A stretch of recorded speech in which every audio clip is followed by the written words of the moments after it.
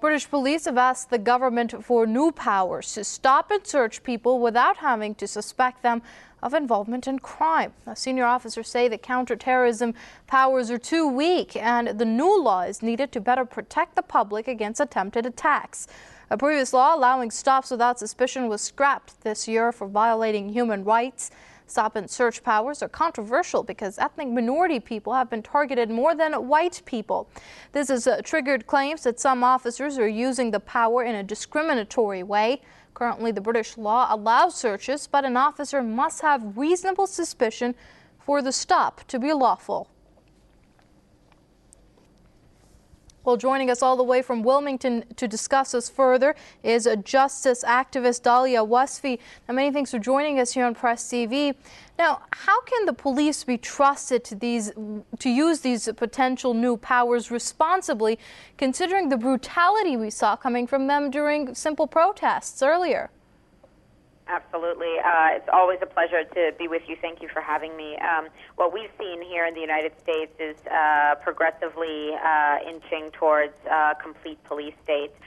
Simply that I have the ability to still do a phone interview with you shows that we're not quite there yet, but absolutely there is the message from the government, the U.S. government, and now it looks like the U.K. government is following suit, that they are willing to sacrifice our freedoms and our civil liberties, as they say, for the name of security. But in reality, this is really just to instill more fear into the public so that they can continue with their current policies. And I would say that the recent protests and the police brutality that was witnessed in the UK and what is historically well-established police brutality in the U.S.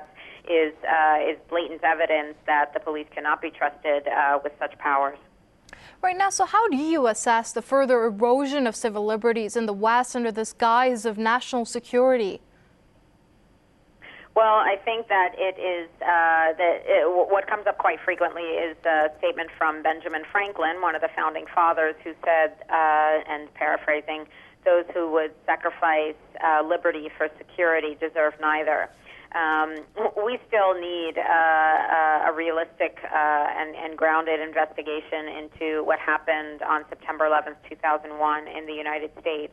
There has been inadequate investigation. The 9/11 Commission did not adequately address completely the events of that day, and it is the families who lost loved ones that day who are calling for a new investigation. And frankly, if we want to beef up security, if we want national security here at home, then we need to stop denying it for people around the world. It's really not that complicated. We are garnering hatred, as another saying goes, you reap what you sow, and our policies continue to kill other people's children and destroy their families around the world. So if we want to stop breeding hatred, that we are the ones who are the aggressors. We are the terrorists in the U.S., and we have UK support for what we're doing overseas. We need to stop that if we want other people to respect our own security. Right, so are we seeing a progression amongst Britons in surrendering more of their rights to the government, much like what has been seen in the U.S., and this keeping the masses in a constant state of fear? I think that's what they're going for, but fortunately for the UK is the people are a little bit more active, a little bit more vocal about standing up for their rights. And I was just a witness through internet communications to what happened recently with the students rising up. But that was an extremely courageous example. I will mention the activism of Jodie McIntyre, who is a young British citizen with cerebral palsy who was pulled out of his wheelchair by police. There was also, if I have his name right, Alfie Meadows, who was attacked by police and required emergency brain surgery.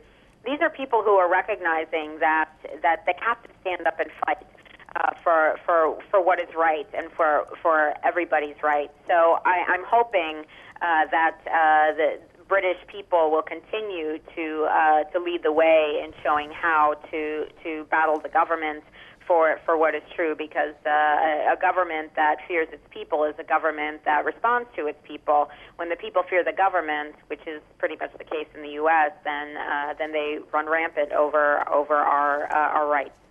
All right, we're going to have to leave it there. That was a justice activist Dahlia Wasfi speaking to us from Wilmington. Many thanks indeed for your insight here on Press TV, ma'am.